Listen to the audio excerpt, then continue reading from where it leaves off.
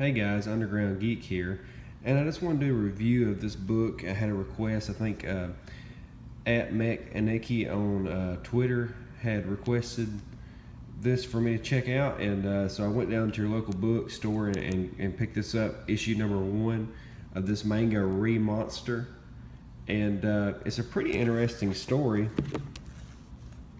So you've got this guy.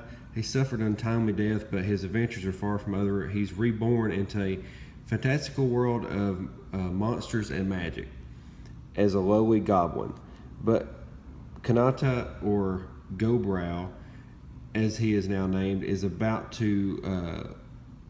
about to let that stop him. So he goes on these different adventures and everything. It's a pretty cool little story. There are some cons about this book, which is probably why I haven't heard of it, but it's a pretty good story from what I could check out. Now, what's good about these books is it's issue 1, but it's like volume 1. So there's a lot of information in this one volume. It's like a couple of different issues of a comic book.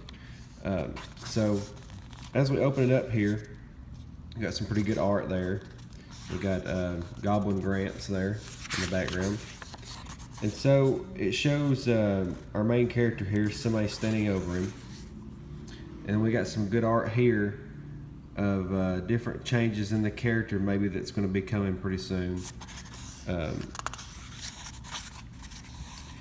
it kind of talks about his different life. Now this is weird because he lives in a different land, but it tells you really nothing about it. And apparently there's enhanced humans here, and he has different abilities, so he's kind of super strong. But that doesn't save him from the special knife that is like some kind of electricity poison knife that this girl that he's supposed to know just suddenly stabs him with. And when that is enough, she just goes to town on him and just really stabs him to death. So at that point, everything goes black and he kind of thinks he's dead. But then he wakes up and he sees somebody standing over him, and it's Goblin Gramps. And he's showing him some food, kind of giving him something to eat.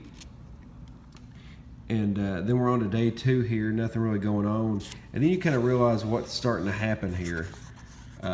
He's actually a goblin infant, and he can't really do anything, and he's kind of discovering what it's like to be a child. But it doesn't take very long, only day 3, and he's already like a elementary school-sized kid.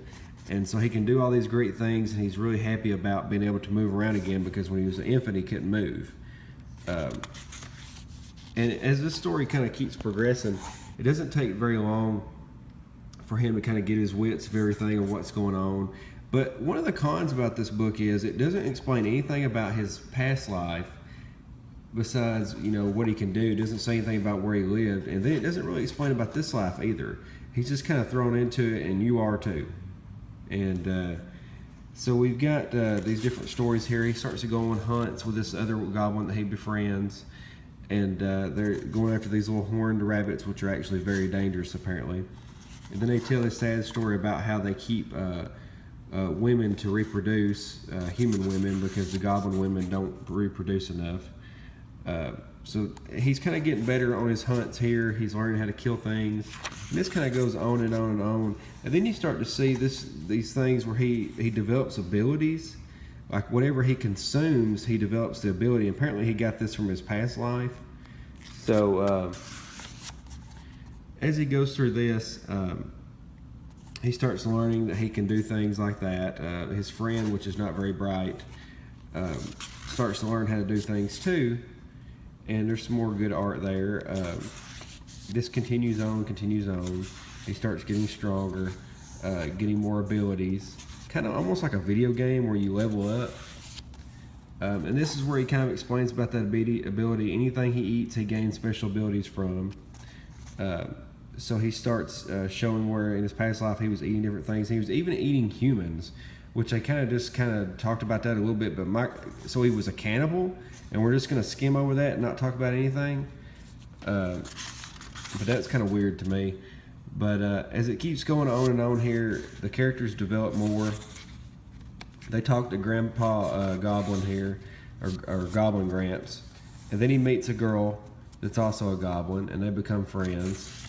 And as the story develops, goes on and on, it gets really good. I won't ruin it for you, but it gets really good. You know, the characters develop more and more, and he changes his looks a little bit here. You know, he becomes more developed. And there's something called hobgoblins, and there's all these different variations of goblins that you can have. And they keep getting stronger and stronger. Then they introduce magic into it, and it gets really good towards the end. Has a lot of cool fights and things like that. Another one of the cons I'll say about it is he's too good in the book. Like, he's too talented and becomes too good too quick. And maybe he's older in his past life, but it almost seems like he's patronizing to people because he's so good at things. But yeah, other than that, it's a real good story, real good book. It reminds me a lot of Naruto, or what's another story like this? Yu Yu Hakusho or something. The way that he develops friends with people and has this little group, and he's really good at explaining the situations. He befriends some humans along the way, but it leaves you on the cliffhanger. I won't spoil that for you.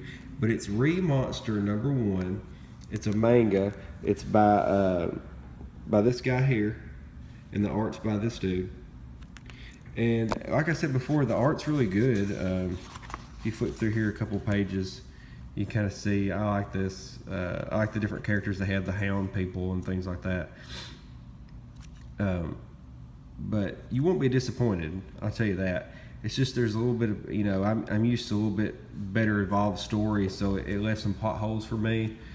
But other than that, it's really good. You know, it's got the doors open for vampires and ghouls and ogres and hobgoblins and things like that. So that's pretty interesting to me. I'm kind of fascinated by that. So I'll probably get the second one and read it and just see how it goes. But yeah, all in all, Volume 1 is actually really good.